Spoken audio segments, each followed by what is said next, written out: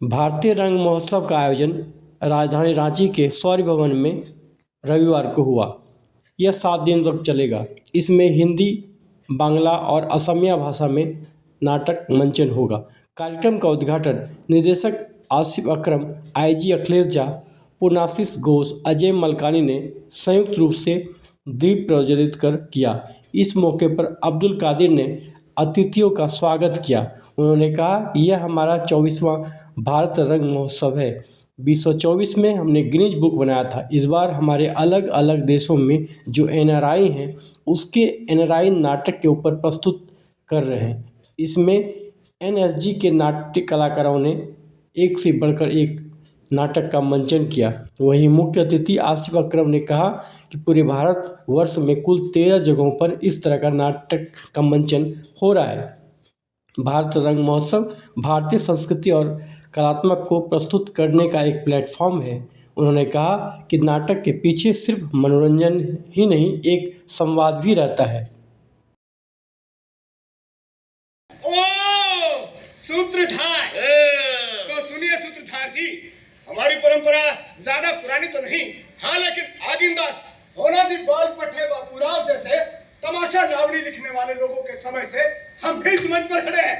हाँ तो भाई लोग कहाँ खड़े हैं? चलते हुए शायर, चलते हुए। देखिए अब इसका थूक दीजिए। हाँ, स्वच्छ भारत अभियान चल रहा है। एक काम कीजिए, इस गुस्से को निकल जाइए। तो सुनिए सूत्रधार, आप लोग भगवान भोले शिव की स्तुति करते हैं कि नहीं? हाँ, करते हैं। अरे ठीक बिल्कुल उसी तरह हम भी लंबोदर गजानंद की तारीफ करते हैं। ठीक है, तो आप लोग पिताश्री को सलाम करते हैं और हम उनके चिरंजीव को सलाम करते हैं। वाह शाहिर वाह। इस घर में पहला कदम रखा था। रोज मुझे अपने मायके की याद सताती थी। तब सबसे नजरें बचा के चुपचाप इस पेड़ के नीचे आंसू बहाती थी। फिर सूबेदार मुझे ढूंढते हुए यहाँ तक आते और अपनी मीठी मीठी बातों से मुझे मनाया करते। वो सारी बातें इस पेड़ ने सुनी है। इस पेड़ की फूलों की खुशबू पूरे गांव में कहीं नहीं। जानती है मोहना, आज मैं इन फूलों का क्या करूंगी? कुछ भी कीजिए, अचार डालिए। मुझसे क्यों पूछती है? अरे पूछना। अरे मैं क्यों पूछूं भाई? मैं तो दासी हूँ और दासी की तरह रहूंगी। हाँ। अच्छा, पूछती है या नहीं? हाँ, पूछती हूँ ना। महारानी, एक बात तो बताइए कि इन ताजे फूलों का क्या करोगी? नमक हल्दी मिला के इनका अचार डालोगी? मोहना, क्षमा करें ना, ये मुझे जबान ही फिसल गई।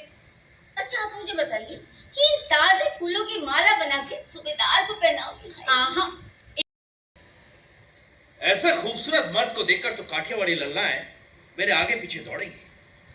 सुना है वहां की औरतें होती हैं बड़ी खूबसूरत। अभी तक तो अपने कानों से सुना था, अब अपनी आंखों से भी देखेंगे। दर्पण देखेंगे। आप सालाना वसूली और सरकारी काम के लिए जा रहे हैं या फिर कोई खूबसूरत सी काठियावाड़ी सुंदरी लाएंगे? अगर वापसी में हम आपके लिए एक सौतन ले आए तो आपको कोई ऐतराज तो नहीं? जिस वक्त पता चलेगा कि आप एक सौतन ला रहे हैं, उसी वक्त हीरे की अंगूठी चूसकर जान दे दूंगी। बाद में आप बड़ी खुशी से उसके साथ रहना। अरे पगली, तेरे जैसे सुशील खूबसूरत पत्नी को पाकर अगर मेरी वासना इधर उधर भटके तो मुझ में और एक पागल घोड़े में क्या फर्क रह जाएगा? हाँ, ऐसा मत कहिए। मुझे पूरा भरोसा है। भरोसा है ना? फिर मुझे पूरा भरोसा है कि आपको मुझ जैसी पत्नी किसी भी मुल्क में ढूंढने पे भी नहीं मिलेगी। अच्छा, तब तो जरूर ढूंढ के निकालेंगे। नहीं, मेरा मतलब है कि शायद तो मिल भी सकती है, लेकिन मेरे जितने अवगुण हैं वो सब उसमें मिलेंगे और मेरे गुण उसके पास एक भी नहीं होंगे। तेरी सारी बातें कबूल, तेरी सारी बातें मंजूर। अब तो हुजूर, आपने चलने का वक्त हो गया। महारानी, पूजा की सारी तैयारी हो गई है। महाराज, अब आप यहाँ आराम से विराजिए।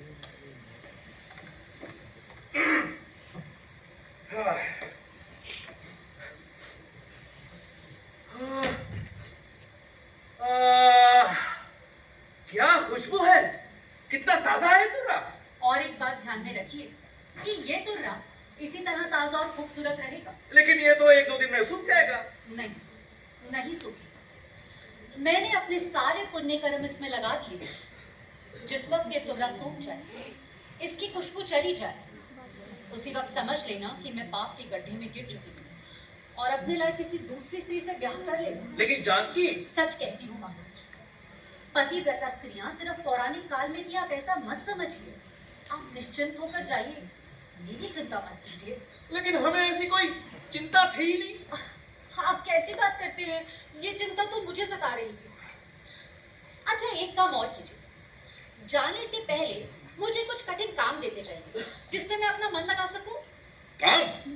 ठीक है, तुम अपने घर का ख्याल रखना।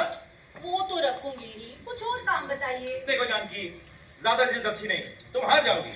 इसमें हार जीत का तो सवाल ही नहीं उठता। मुझे तो 3 साल आपके बिना बिताने ही है। अगर आप मुझे कुछ ऐसा काम करने को दे जाए तो मेरा सारा वक्त उन्हें पूरा करने में ही बीत जाएगा।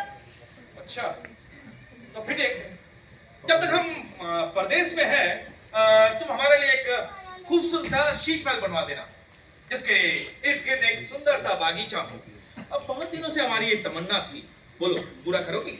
इसमें कौन सी बड़ी बात है, बनवा दूंगी। लेकिन हाँ, इसे बनाने के लिए जो धन दौलत लगेगी हम नहीं देंगे।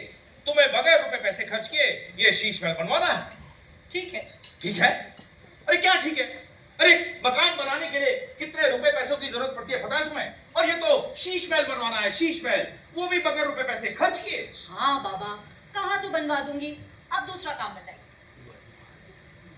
महाराज।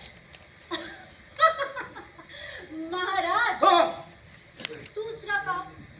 ओह, हाँ, दूसरा काम, दूसरा काम, छोड़ो महारानी, वो आप नहीं कर पाएंगी। अरे अब बताइए तो सही। अरे कहा ना, आप नहीं कर पाएंगी। अरे आप कहिए तो। हमारी गैर मौजूदगी में हमें अपना वारिस चाहिए, यानी कि पुत्र।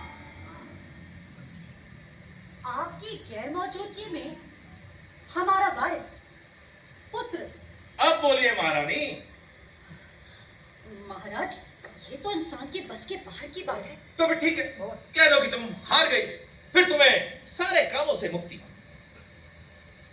जीतूंगी तो मुझे घमंड नहीं, और हारूंगी तो मुझे दुख नहीं। महाराज, मैं आपके दिए हुए सारे कार्य पूरे करने की कोशिश करूंगी। हुजूर, आपके चलने का वक्त हो गया है।